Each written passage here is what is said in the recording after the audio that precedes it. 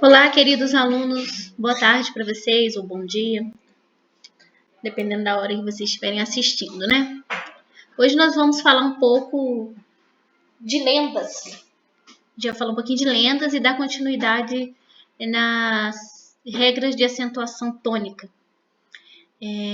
Tá bem facinho esse módulo, vocês vão tirar de letra, prestando bastante atenção aí, porque vai cair na nossa provinha, né? Então, vamos dar início ao módulo 12 já. Vai falar um pouquinho de lendas do Brasil. Então, vamos lá?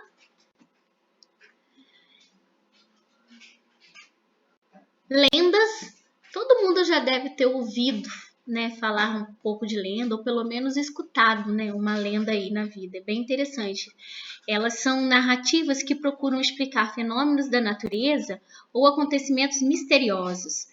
Elas são transmitidas oralmente de geração para geração, né? De geração a geração. Essas narrativas, elas costumam revelar os valores da cultura do qual fazem parte um povo, né? A cultura de um povo.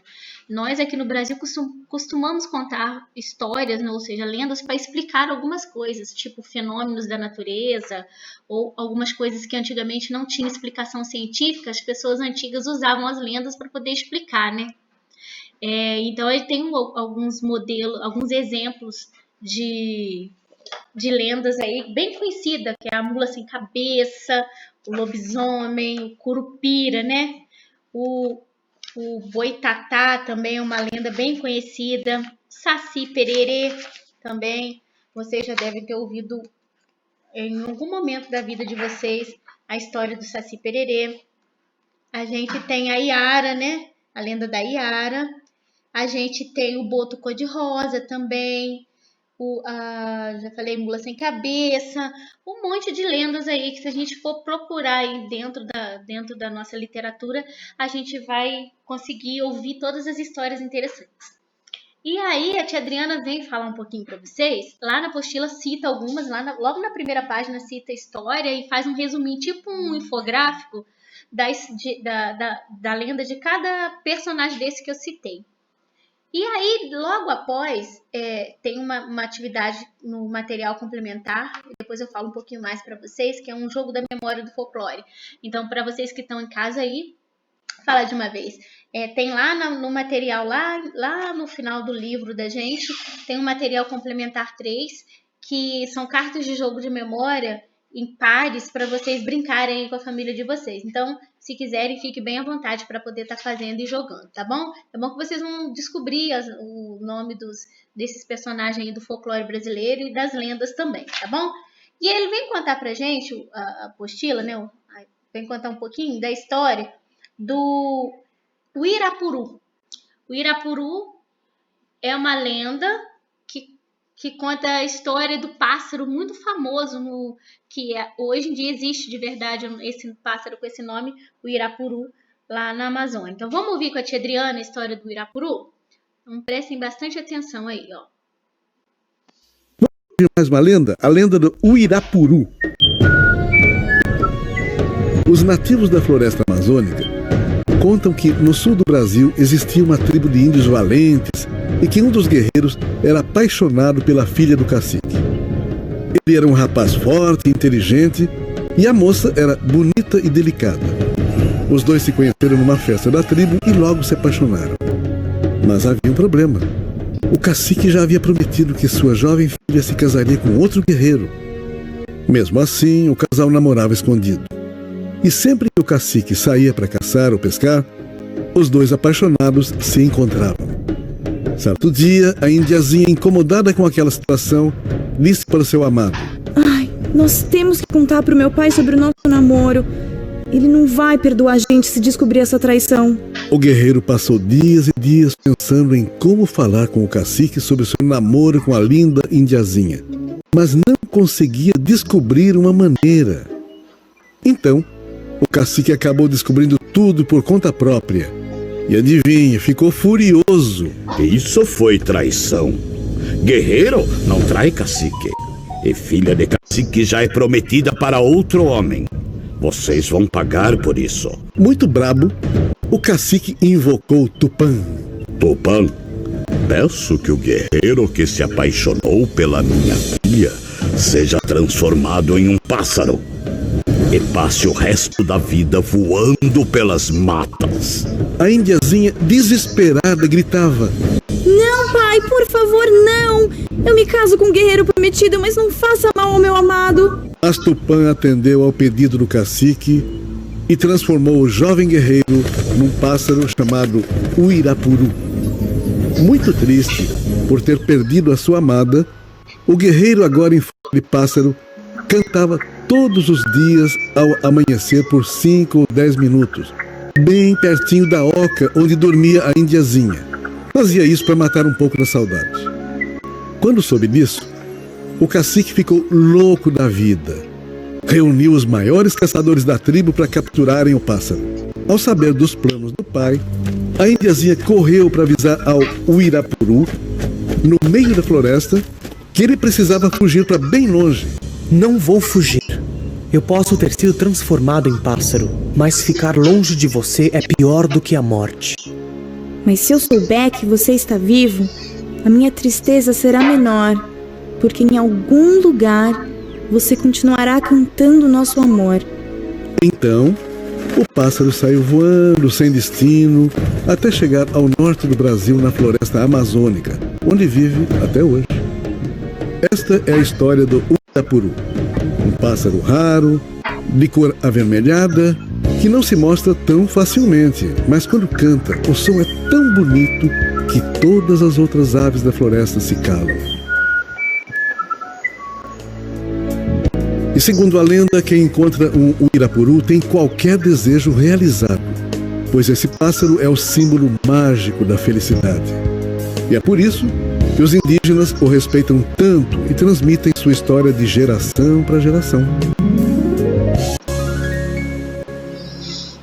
Essa daí é a lenda que tá na apostila, em formato de texto. A tia Adriana trouxe aí em formato de história em quadrinho, né, do Maurício de Souza. É a mesma versão que vocês vão ler lá na apostila. A tia trouxe de uma forma diferente para vocês aí.